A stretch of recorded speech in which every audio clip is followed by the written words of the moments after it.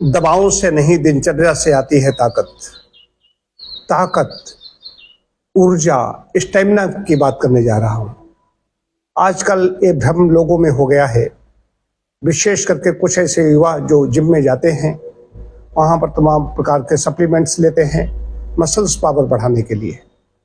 दबावों से ये ताकत नहीं मिलती है, इसके लिए तप करना पड़ेगा। स्टेमिना जो कैसे बढ़ेगी?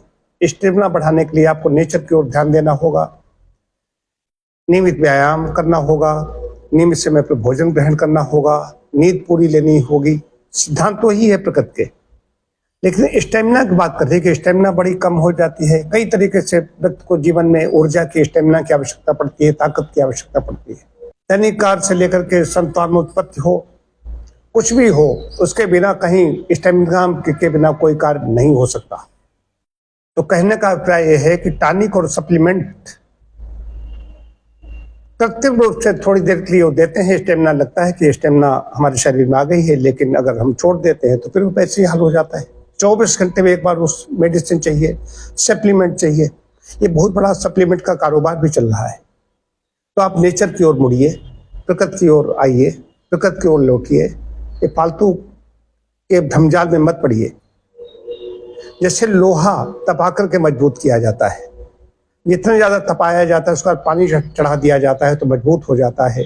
ठीक वैसे ही हमारे शरीर को तपाना होगा। हम अपने शरीर को तपाते हैं, ये सौंदर्य साधना है, स्वास्थ्य साधना है। ये तप करके स्वास्थ्य गढ़ता है, स्वास्थ्य और सौंदर्य अच्छा बनता है। मार्केट में गए, बाजार में गए, पहले भी मैंने ऐसा कहा है कि बाजार में हम चले गए, बाजार से मैंने स्वास्थ्य खरीद लिया, नहीं कर सकते। आजकल पूंजीपतियों की कमी नहीं है, लेकिन स्वास्थ्य के बारे में बेचारे हैं, दीनहीन बने हुए घूमते हैं, सारा सबको लुटा देना चाहते हैं, लेकिन स्वास्थ्य ऐसे नहीं मिल सकता। यहीं पर प्रकृति की बात को, प्रकृति के नियमों को स्वीकार करना पड़ता है।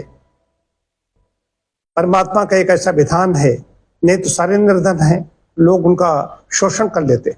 जितने बड़े बड़े बैठे हुए लोग जो अगुआ कहे जाते हैं, ये पैसे के बल पर कैसे भी उनके चिन्ह निकाल के अपने में ताकत लगा लेते। तो समझने की बात यही है, सूर्योदय से जल्दी उठें। जल्दी उठेगा वही वो जल्दी सोएगा। जो जल्दी उठता है स्टेमिना बढ़ने लगती है।